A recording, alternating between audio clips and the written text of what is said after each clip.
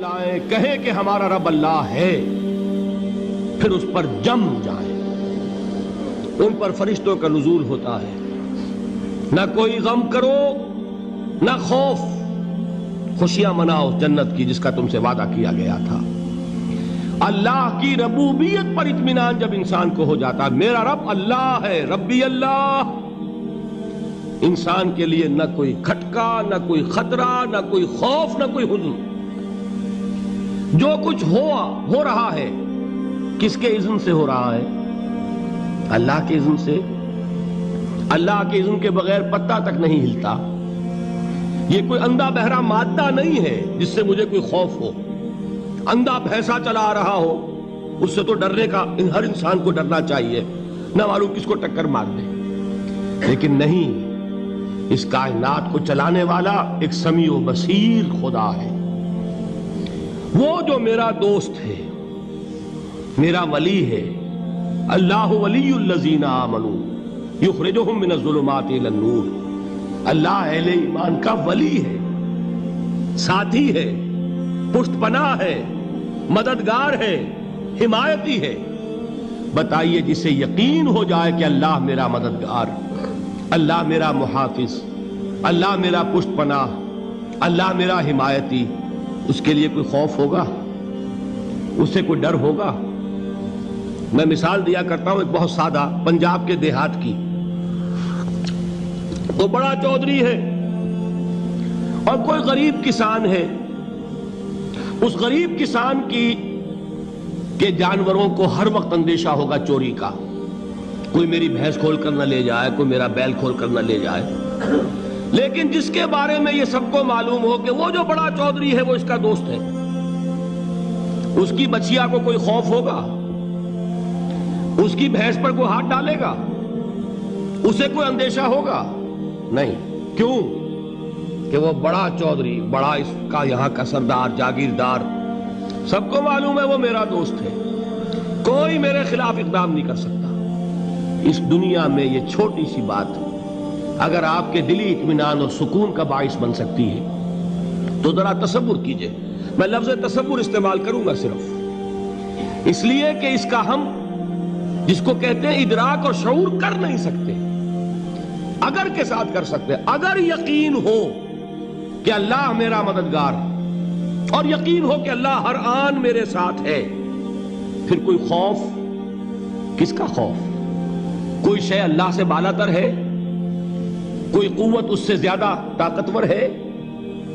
کوئی اس کے ارادے کو بدلنے والا ہے؟ کوئی اس کی مشیت کے آڑے آنے والا ہے؟ یہی بات ہے جو حضور نے فرمائی۔ یہ ایمان کا حاصل ہے لب لباب،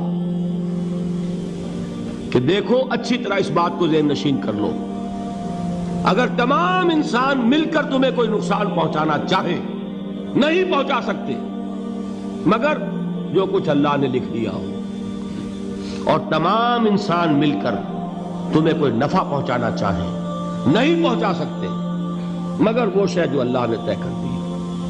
آپ پھر میں کہوں گا ذرا طاری کیجئے، اسے فرض کیجئے، اسے سوچئے۔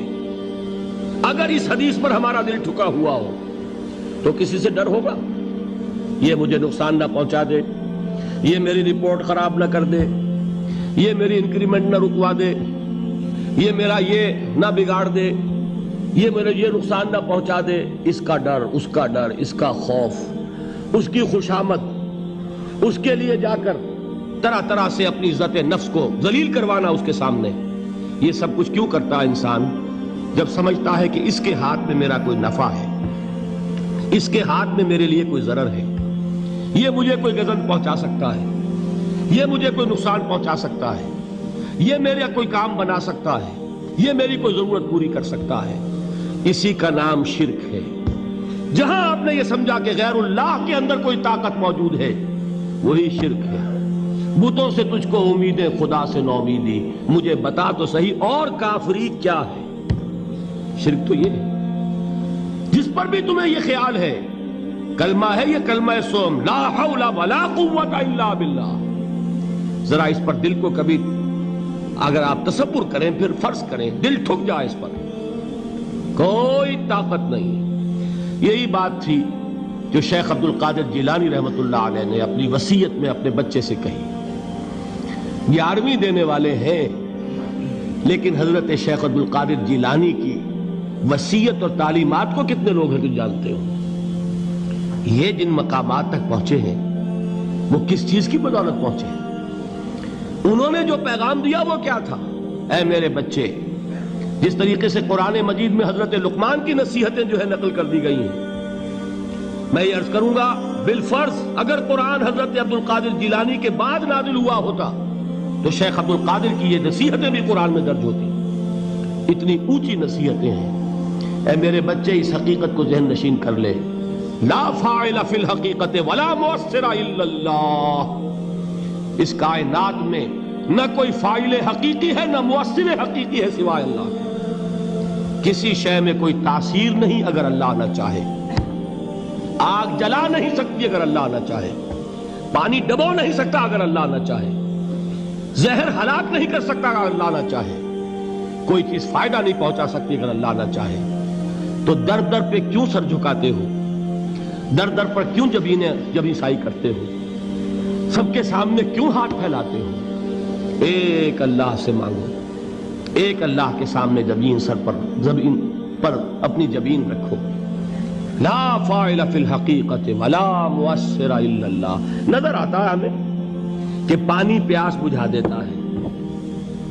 پیاس بجھانے کی صلاحیت پانی میں نہیں ہے، اللہ کے اذن سے. کھانا بھوک مٹا دیتا ہے. بھوک مٹانے کی صلاحیت کھانے میں نہیں ہے، اذن رب میں ہے. دیکھیے یہی یقین تھا. حضرت موسیٰ علیہ السلام کا واقعہ یاد کیجئے. سامنے سمندر آ گیا ہے.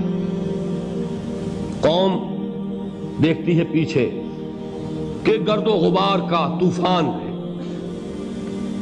معلوم ہوا کہ فرعون اپنے لشکر سمیت آ گیا ہے. لشکر جب چلتا تھا تیز رفتاری کے ساتھ تو گرد و غبار کا جو طوفان اٹھتا تھا اس کا تصور کیجئے. اور لمحہ بلمحہ وہ قریب آ رہا ہے. پوری قوم نے کیا کہا ہے؟ اے موسیٰ انا لمدرکون. اے موسیٰ ہم تو پکڑے گئے. قرآن مجید نے تو یہاں وہ باتیں نہیں لکھی ہے، لیکن تورات میں یہ درج ہے کہ بنی اسرائیل جھگڑنے لگے، دست و گریبان ہو گئے موسیٰ کے ساتھ. موسیٰ ہمیں یہاں مروایا لا کر، اس سے تو ہم ہی بہتر تھے. وہاں کھانے کو ملتا تھا، زندگی تو تھی، بیگار ہم کر رہے تھے، موت تو نہیں تھی. اب جو کچھ ہوگا اس کا تصور کرو، جس طریقے سے ہمارے ٹکڑے اڑائے جائیں گے. تو لڑ رہے ہیں حضرت موسیٰ علیہ السلام سے. یہ تورات کی تفصیل ہے. قرآن میں صرف اتنا آیا ہے، پریشان ہو کر انہوں نے کہا انا لمدرکون. موسیٰ ہم تو پکڑے گئے. اس وقت موسیٰ کا جواب کیا ہے؟ کلا ان معی ربی سیہدین. نہیں، میرے ساتھ میرا رب ہے، وہ راستہ دے گا. بتائیے کہاں راستہ نظر آ رہا ہے؟ یہ ہے ایمان بالغیب. راستہ نظر نہ آئے تب اللہ پر یقین ایمان ہے. جیب میں پیسے ہوں اور تب دل کو اطمینان ہے تو ایمان کس پر ہوا؟ پیسے پر، اللہ پر نہیں. جب وسائل و ذرائع نہ ہوں اور پھر یقین ہو کہ اللہ مسبب الاسباب ہے، وہ اسباب کا پابند نہیں ہے، وہ اسباب کا محتاج نہیں ہے، اسباب اس کے محتاج ہیں. اگر یہ یقین ہے تو اللہ پر ایمان ہے. یہ نہیں ہے تو تمہارا ایمان اسباب پر ہے، وسائل پر ہے، ذرائع پر ہے، مادیات پر ہے، اللہ پر نہیں. اس وقت کہاں راستہ تھا؟ کوئی راستہ تھا؟ سمندر ہے اور ادھر سے لشکر آ گیا ہے. کلا ان معی ربی سیہدین. اب دیکھیے ایمان کہہ دینا آسان ہے، ہوا معکم اینما کنتم. جہاں کہیں بھی تم ہوتے ہو اللہ تمہارے ساتھ ہوتا ہے. لیکن اس کا یقین قائم ہو جائے تو زمین و آسمان کا فرق واقع ہے.